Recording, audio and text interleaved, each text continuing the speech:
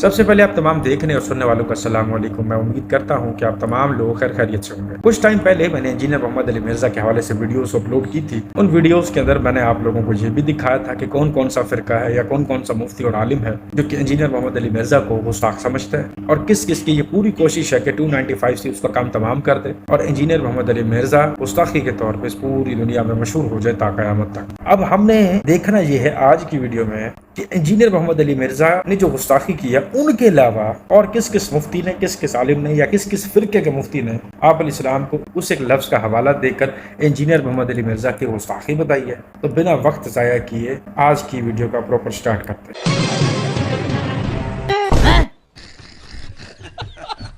مسیحی ہوتے ہیں نا، یہ رسول اللہ کو دجال مانتے اور کہتے ہیں مرزے نے حضور کی ذات کے لیے لفظ دجال استعمال کہ کرسچن ہمارے نبی پاک صلی اللہ علیہ وسلم کو دجال کہتے ہیں۔ بعد ازاں کیا تحقیق کے نام پر حوالہ دینا گستاخی ہے؟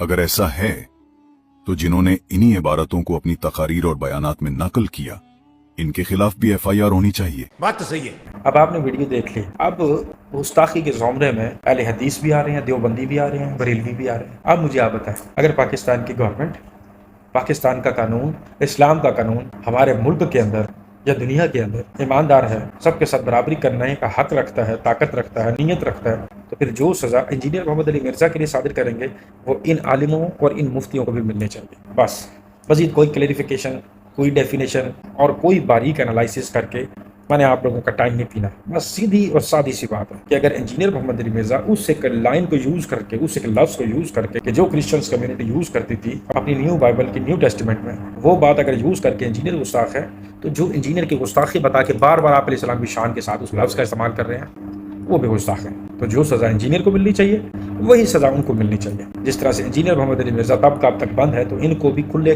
عام اس طرح گھومنے پھرنے کی کوئی اجازت نہیں، ان کو بھی فوری طور پہ بند کیا جائے، ان کے خلاف ایکشن لیا جائے، اور یہ اس تمام عوام کی اپیل ہے۔ میری تو شناخت یہی ہے، اعلیٰ حضرت امام اہل سنت رحمۃ اللہ علیہ کا ذکر خیر کسی کے سامنے کیا جائے، خوشی کا اظہار کرے، سمجھو ساڈا بندہ ہے۔ تو میں تو آپ کو یہی مشورہ دوں گا، امام اہل سنت رحمۃ اللہ علیہ کی تعلیمات، ان کے فتاوا پر آنکھیں بند رکھنا، ورنہ وہ ٹھوکر کھائیں گے کہ کہیں کے نہیں رہیں گے۔ اعلیٰ حضرت کا فتاوا اگر کوئی پڑھے نا، میں سمجھتا ہوں کہ اعلیٰ حضرت رحمۃ اللہ علیہ کی علمیت کا لوہا مان لے، خدا کی قسم وہ علم کے دریا بہے ہیں ان فتاوا رضویہ شریف میں۔ اس کو کھول کے دیکھیں تو اس میں کیا خزانہ ہے، اور یہ پہچان ہے ہماری کہ جو اعلیٰ حضرت رحمۃ اللہ علیہ کا ہم ذکر خیر کریں تو جس کا چہرہ بشاشت چہرے پر نظر آئے، چہرہ کھل اٹھے خوشی سے، بس وہ اپنا ہے۔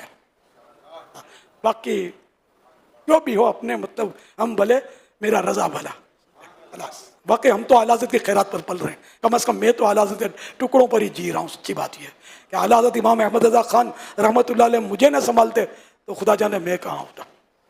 یہ اس دور میں اتنے بڑے امت کے محسن ہیں الحمدللہ۔ Wake up to reality. انہوں نے الو کو بھی حلال لکھا ہے۔ کس کو؟ الو کو۔ بوم اس کو بھی کیا لکھا ہے؟ اور چمگاڈر کو بھی حلال لکھا ہے۔ خفاش، خفاش ہی ہے، خفاش کو بھی حلال لکھا ہے انہوں نے فتاوی رضویہ کے اندر۔ اور اگلی بات یہاں لکھتا ہے اصل اشیاء میں طہارت ہے، حتیٰ کہ خنزیر میں بھی۔ فتاوی رضویہ کا حوالہ دکھاؤ، فتاوی رضویہ کا حوالہ اصل اشیاء میں طہارت ہے حتیٰ کہ خنزیر میں بھی، صفحہ 440 جلد 4۔ کس کو پاک لکھا ہے؟ حتیٰ کہتا ہے خنزیر بھی پاک ہے، اس لیے کہ خنزیر بنتا ہے منی سے، منی بنتی ہے خون سے، خون بنتا ہے غذا سے، غذا بنتی ہے عناصر اربع سے، عناصر اربع بھی پاک ہے، غذا بھی پاک ہے، خون بھی پاک ہے، منی بھی پاک ہے، اور خنزیر بھی پاک ہے۔ ہم نے کہا دیکھو غیر مقلدوں کو ہم روکتے تھے کہ وہ منی کو پاک کرتے، پاک سمجھتے ہیں، اور لامقولو تم تو ان سے بھی آگے نکل گئے، وہ تو انسان کی منی کو ناپاک نہیں کہتے، پاک کہتے ہیں، تم تو خنزیر کی منی کو بھی پاک لکھتے ہیں۔ یہ فتاوی رضویہ کا حال ہے۔ اعلیٰ حضرت کا فتاوا اگر کوئی پڑھے نا، میں سمجھتا ہوں کہ اعلیٰ حضرت رحمۃ اللہ علیہ کی علمیت کا لوہا مان لے۔ ہاں جی، تو اب آپ کو سمجھ میں آئی کہ الیاس قادری بار بار کیوں کہتا ہے کہ اعلیٰ حضرت پہ ہماری آنکھیں بند ہیں۔